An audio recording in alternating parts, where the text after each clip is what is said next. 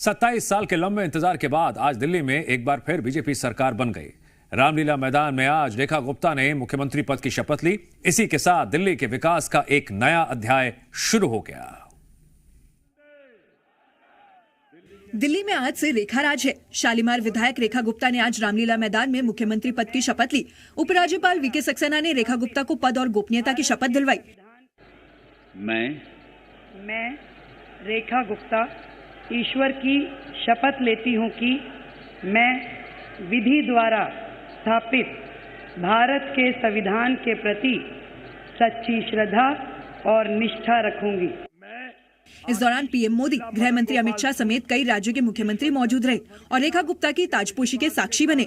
बता दें कि सुषमा स्वराज, शीला दीक्षित और आतिशी के बाद रेखा गुप्ता दिल्ली की चौथी महिला मुख्यमंत्री है और इस वक्त 27 राज्यों में जहां बीजेपी की सरकार है उसमें इकलौती महिला मुख्यमंत्री है।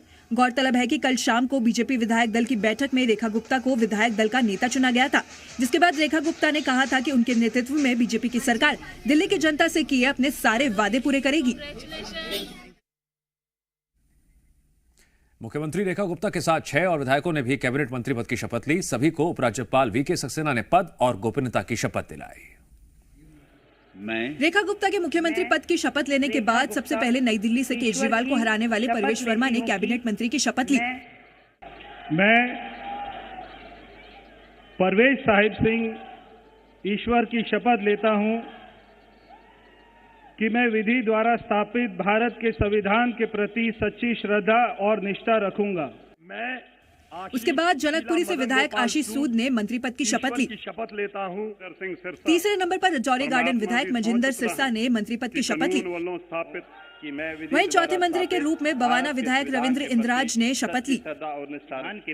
उसके बाद 5वें नंबर पर बीजेपी के फायर ब्रांड नेता और करावल नगर से विधायक कपिल मिश्रा ने मंत्री पद की शपथ ली और छठे और आखिरी नंबर पर विकासपुरी सीट से जीतकर आए पंकज सिंह ने मंत्री पद की शपथ ली। मुख्यमंत्री रेखा गुप्ता के साथ इन 6 मंत्रियों ने आज पद और गोपनीयता की शपथ ली। गौरतलब है कि आज शाम ही दिल्ली की नई सरकार की पहली कैबिनेट बैठक होगी, जिसमें कई बड़े फैसले होने की संभावना जताई जा रही है। आज का दिन हमें दिखाया है। 27 साल बाद दिल्ली में बीजेपी की वापसी का पल काफी ऐतिहासिक था। शपथ ग्रहण के दौरान मंच पर मौजूद सियासी दिग्गजों की तस्वीर, बीजेपी का शक्ति प्रदर्शन भी था। प्रधानमंत्री नरेंद्र मोदी, केंद्रीय गृह मंत्री शाह, रक्षा मंत्री राजनाथ सिंह समेत बीजेपी शासित राज्यों के कई मुख्यमंत्रियों की मंच पर मौजूदगी बीजेपी की बढ़ती ताकत की तस्वीर है। और केवल बीजेपी शासित राज्यों के ही सीएम नहीं, बल्कि बीजेपी समर्थित राज्यों के मुख्यमंत्री भी 27 साल बाद दिल्ली में बीजेपी की वापसी के ऐतिहासिक पल के गवाह बने। दिल्ली की मुख्यमंत्री रेखा गुप्ता ने शपथ लेने के बाद पीएम मोदी से मुलाकात की और उनका आशीर्वाद लिया।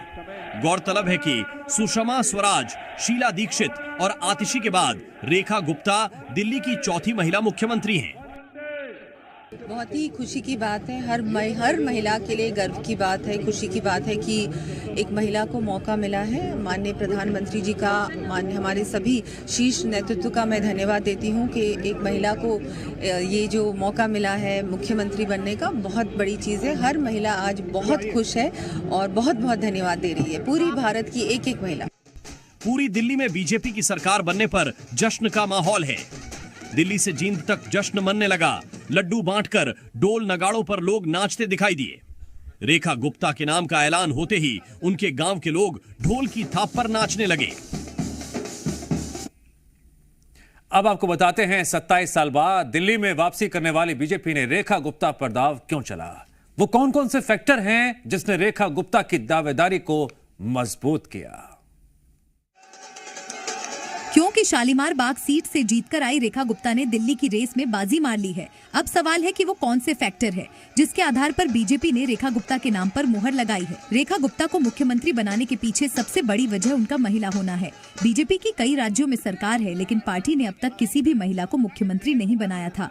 इसे लेकर कई बार सवाल उठ चुके थे। रेखा गुप्ता को सीएम बनाकर बीजेपी ने इन सवालों का जवाब देने की कोशिश की है। दूसरी वजह संघ की पसंद। रेखा गुप्ता राष्ट्रीय स्वयंसेवक संघ से लंबे वक्त से जुड़ी है। इसके अलावा रेखा गुप्ता को मुख्यमंत्री बनाने के साथ ही बीजेपी ने अपने कोर वोट बैंक वैश्य समाज को भी साधने की कोशिश की है। वहीं बीजेपी ने रेखा गुप्ता को मुख्यमंत्री बनाकर परिवारवाद के आरोपों से बचने की भी कोशिश की है। पार्टी ने ये भी संदेश दिया है कि वह परिवारवाद की राजनीति को पसंद नहीं करती और आम कार्यकर्ताओं को आगे बढ़ाती है।